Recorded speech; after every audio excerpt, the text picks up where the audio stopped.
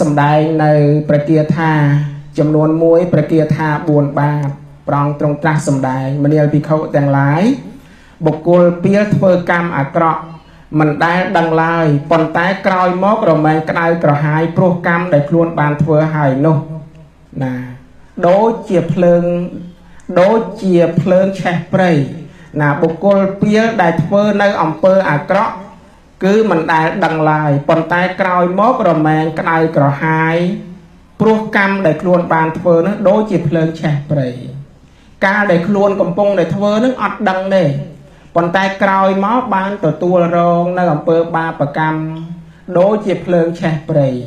ណាភ្លើងឆេះព្រៃវាក្តៅញាតិញោមណាធ្លាក់ទៅឆេះនៅក្នុងនរករួចពីនរកមកកើតជាសត្វប្រែទាំងត្រូវភ្លើងឆេះទៀតឃើញទេណាព្រះអង្គទ្រង់ត្រាស់សម្ដែងថាអដ្ឋបាបានិកម្មមានិការាំងពីឡូអ្នកពុជ្ជតេសេហេកម្មមេហេតុមមេធោអកិទ័តធោវតបតេណាអដ្ឋបាបានិកម្មមានិការាំងពីឡូអ្នកពុជ្ជតេសេហេកម្មមេហេតុមមេធោអកិទ័តធោវតបតេបុគ្គលមិនមានប្រាជ្ញាការធ្វើអំពើអាក្រក់រមែងមិនភ្ញាក់ខ្លួនលុះកាលជាខាងក្រោយទើបក្តៅក្រហាយដោយសារកម្មរបស់ខ្លួនដូចត្រូវភ្លើងឆេះដូច្នោះណាអដ្ឋបាបានិកម្មមានិណាជនពៀលមិនត្រឹមតែធ្វើនៅអំពើបាបកម្មដោយអំណាចនៃសេចក្តីខឹងក្រោធប៉ុណ្ណឹងទេសូម្បីកាលដែលខ្លួនកំពុងធ្វើបាបកម្មហ្នឹងក៏មិនបានដឹងខ្លួនមិនបានភ្ញាក់ខ្លួនពាក្យដែលថាកំពុងធ្វើនៅអំពើបាបកម្មមិនភ្ញាក់ខ្លួនមិនដឹងខ្លួនហ្នឹងមិនមែនចង់មានន័យថាបុគ្គលហ្នឹងមិនដឹងតែខ្លួនឯងធ្វើអំពើអាក្រក់ទេដឹងតែខ្លួនឯងនឹងធ្វើអំពើអាក្រក់ហើយកំពុងតែធ្វើអំពើអាក្រក់ហើយ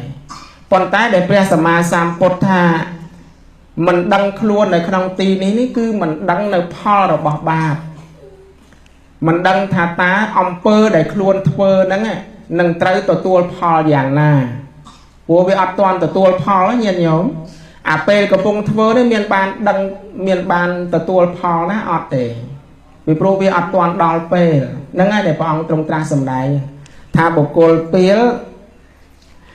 មិនត្រឹមតែធ្វើអំពើបាបកម្មដោយអំណាចនៃសេចក្តីខឹងក្រោធប៉ុណ្ណោះទេសូម្បីការធ្វើក៏មិនដឹងខ្លួនតែកាលដែលខ្លួនធ្វើបាបហ្នឹងមិនមែនមិនដឹងថាយើងមិនដឹងថាយើងធ្វើបាបខ្លួនធ្វើបាបទេដឹងថាអំពើហ្នឹងជាអំពើអាក្រក់ជាអំពើបាបប៉ុន្តែមិនដឹងថាតើបាបហ្នឹងវាត្រូវឲ្យផលយ៉ាងណាអាហ្នឹងអត់ដឹងអញ្ចឹងណាប៉ុន្តែពេលក្រោយមក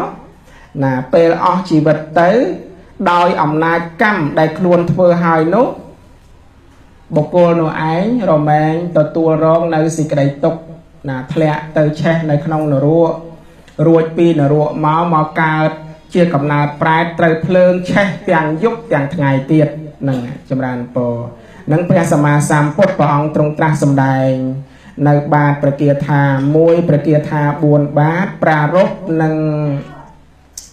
អជ្ជករៈប្រែតនឹងចប់ទៅមានបរិស័ទជាច្រើនបានសម្រេចមគ្គផលបានសម្រេចលោកុត្តរធម៌តាមសំគួរដល់ឧបនិស្ស័យរៀងខ្លួនសូមអនុមោទនាបុណ្យចម្រើនពរណារឿងហ្នឹងចប់ញាតិញោមរឿងប្រែតពរ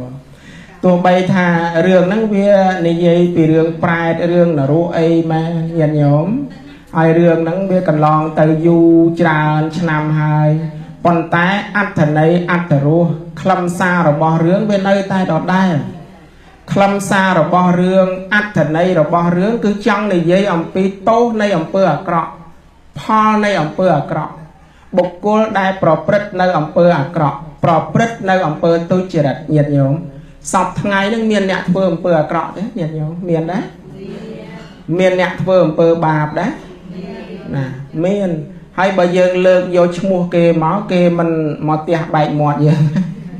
តោះតែលើកយករឿងប្រែតចឹងមកបានគេមិនសូវអីណាបង ai từ lớp do mua cây chom mà ta cây thưa ní cây khăn dương ngọt ấy chẳng dương lớp do rương prai để miền nơi không cùng pi để ca máu còn tay chọp nâng ba bề kia tha để pre sama sam phốt sầm đáy hay ăn thành này khăm xá viên nơi tay đỏ đài nơi tay chìa pho rồi bỏ bà tô rồi bỏ bà tô rồi bỏ ẩm pơ tôi chỉ đặt bộc cô sang nơi ẩm pơ bẹp ná rồi mấy tờ tua pho bẹp nô dìa tì sáng vắp bà tê pi chàng ta tì sáng lẹ bà tê phà lăng bộc cô xa pru nơi crop bụi bẹp ná đâm crop bụi bẹp ná rồi mấy tờ tua pho cả phá bẹp nô mình thaสมัย ពុទ្ធកាល ក្រោយ សម័យ ពុទ្ធកាល ឬ មុន សម័យ ពុទ្ធកាល ទេ សច្ចធម៌ ច្បាប់កម្មផល គឺជា ច្បាប់ធម្មជាតិ ណា មិន ចេះ ប្រែ ប្រួល ទៅ តាម សម័យកាល ទេ អញ្ចឹង ញាតិញោម ដែល ស្ដាប់ រឿង ប្រជាដក អសរសិល្ប៍ ពុទ្ធសាសនា សម្ដែង អំពី ឋាន នរក ឋាន សួគ៌ សម្ដែង អំពី រឿង ប្រែត សម័យ ពុទ្ធកាល អី កុំឲ្យ ឆ្ងល់ថាចូលលោកទេសតែរឿងសម័យព្រះលើកតែរឿងសម័យព្រះហើយចូលអារឿងបច្ចុប្បន្ននេះមិនលើកផងថារឿងវាគ្រាន់តែខុសសម័យកាលទេប៉ុន្តែអត្ថន័យខ្លឹមសារវានៅតែដដែលអញ្ចឹងណាញាតិញោមដោយទឹកសមុទ្រនៅប្រទេសអូស្ត្រាលីទឹកសមុទ្រនៅប្រទេសអាមេរិកទឹកសមុទ្រនៅប្រទេសចិនទឹកសមុទ្រនៅយើងកពតកំពង់សោមនៅកែបូកូនេះទឹកសមុទ្រនឹងមានរសជាតិយ៉ាងម៉េចញាតិញោមប្រៃដូចតែគ្នាហ្នឹងទឹកសមុទ្រនៅអូស្ត្រាលីក៏ប្រៃទឹកសមុទ្រនៅខ្មែរយើងក៏ប្រៃទឹកសមុទ្រកាលសម័យព្រះនោះក៏ប្រៃទឹកសមុទ្រយើងឥឡូវហ្នឹងក៏ប្រៃដូចតែគ្នានេះជាសច្ចធម៌ច្បាប់ធម្មជាតិគឺមិនចេះប្រែប្រួលទេហ្នឹងហើយដែលយើងស្ដាប់ព្រះធម៌ទៅ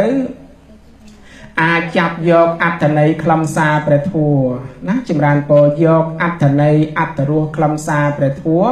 ថាតើក្នុងព្រះធម៌ក្នុងរឿងហ្នឹងចង់អប់រំពុទ្ធបរិស័ទពីរឿងអីដោយក្នុងរឿងហ្នឹងព្រះសម្មាសម្ពុទ្ធថ្មីត្បិតតែព្រះអង្គលើកយករឿងប្រែតហ្នឹងយកមកនិយាយមែនប៉ុន្តែចង់បញ្ចប់នៃសាច់រឿងហ្នឹងតើពុទ្ធ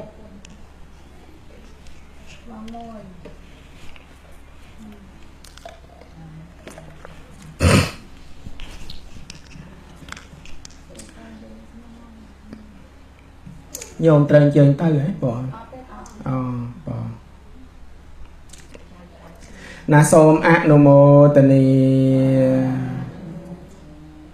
ថ្មីត្បិតតែព្រះសម្មាសម្ពុទ្ធព្រះអង្គសម្ដែងជាសាច់រឿងបុគ្គលាធិដ្ឋានរឿងនរករឿងប្រែតអីចឹងមែនប៉ុន្តែដល់ទៅចប់សាច់រឿងតើព្រះសម្មាសម្ពុទ្ធសម្ដែងថាម៉េចសេចក្តីបញ្ចប់រឿងរបស់ព្រះអង្គណាព្រោះគោលបំណងរបស់រឿងហ្នឹងគឺព្រះអង្គចង់សម្ដែងអំពីទោសនៃអំពើបាបទោសនៃអំពើអាក្រក់កុំឲ្យមនុស្សហ្នឹងប្រព្រឹត្តនៅអំពើបាបកុំឲ្យប្រព្រឹត្តនៅអំពើអាក្រក់ពីព្រោះថាការប្រព្រឹត្តនៅអំពើអាក្រក់រមែងនាំមកនៅសេចក្តីទុក្ខដូចបុរសហ្នឹងចឹងឃើញទេបានប្រយោជន៍អីញាតិញោមខឹងនឹងលោកសេដ្ឋីគាត់ឲ្យលោកសេដ្ឋីស្ដីថាឲ្យប៉ុណ្ណឹងហើយគាត់មិនទាំងថាចំមុខផងហ្នឹងគាត់ថាបរោះនេះមានជើងប្រឡាក់ដីតំណងជាមនុស្សដើរយប់ហើយមើលទៅប៉ុណ្ណឹងក៏គាត់ដើរហួសទៅណែមនុស្សយើងពេលខ្លះអញ្ចឹងណាញាតិញោមមើលពេលខ្លះគាត់ឲ្យគេប្រចាំងភ្លើងដាក់មុខបន្តិចក៏ខឹងដែរណាមនុស្សយើងហើយអ្នកខ្លះហ្នឹងគាត់ឲ្យគេឲ្យញឹមគាត់ឲ្យគេឲ្យញឹមចំក៏មិនបានខឹងដែរកំពុងតែខឹងឯងមកឲ្យសើចមកញឹមអីហ្នឹងចង់ឌឺហ៎ហើយអ្នកខ្លះគ្នាបើកឡានទៅវាសាចទឹកមកចំអាត្មាកាលនៅបិណ្ឌបាតទៅទឹកជាពណ៌តញឹកញាតិញោមបើកឡានប្រឆាចដាក់ជួនកាលទៅបិណ្ឌអញ្ចឹងទៅទឹកមកពីលើទឹកកាកបាយក៏មានដែរញាតិញោមមិនដឹងធ្វើម៉េចយើងនឹងទៅរកឯណាទៅប្តឹងតុលាការឡាអេណាមានតែមកវិញបោកជាពោទៅបោកគក់ជាពោទៅអញ្ចឹងទោសនៃសេចក្តីខឹងក្រោធណាទៅដុតស្រែលោកសេដ្ឋីកាត់តសៃជើងគោលោកសេដ្ឋីដុតផ្ទះលោកសេដ្ឋីដុតគន់តកត់ព្រះសម្មាសម្ពុទ្ធហើយប្រុងសម្លាប់លោកសេដ្ឋីទៀតទីបំផុតបានប្រយោជន៍អីញាតិញោមមើល ទីបំផុតទៅបានតែទទួលរងទុកលំបាកខ្លោចផ្សាតែខ្លួនឯងហ្នឹងណានឹងហើយដែលព្រះសម្មាសម្ពុទ្ធលើករឿងនឹងមកឲ្យយើងតក់ស្លុតរន្ធត់ភ័យខ្លាចនឹងអំពើបាបឲ្យមានហិរិអោតបៈមានសេចក្តីខ្មាស់បាបមានសេចក្តីខ្លាចបាបកុំប្រព្រឹត្តធ្វើនៅអំពើបាបពីព្រោះអំពើបាបកាលណាបុគ្គលធ្វើទៅវាមានទុក្ខទោសអញ្ចឹងវាមានគ្រោះថ្នាក់អញ្ចឹងទៅថ្ងៃមុខទៅអ្វីត្បិតថាអាពេលកំពុងធ្វើនឹងយើងអត់ដឹងមែនអត់ដឹងថាផលរបស់បាបនឹងវាឲ្យផលយ៉ាងម៉េចមែនប៉ុន្តែពេលដែលយើងអស់ជីវិតទៅយើងស្លាប់ទៅធ្លាក់ទៅឆេះនៅក្នុងនរករួចពីនរកមកកើតជាសត្វប្រែតត្រូវភ្លើងឆេះទាំងយប់ទាំងថ្ងៃហ្នឹងអ្នកដែលមានឧបនិស្ស័យព្រះសម្មាសម្ពុទ្ធសម្ដែងតែប៉ុណ្្នឹងយល់ចូលចិត្ត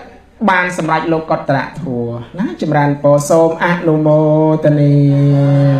អនុមោទនាបុណ្យការសម្ដែងព្រះធម៌ក្នុងពិធីបុណ្យគេហបវេសនមង្គលក្នុងពិធីឡើងគេហដ្ឋានថ្មី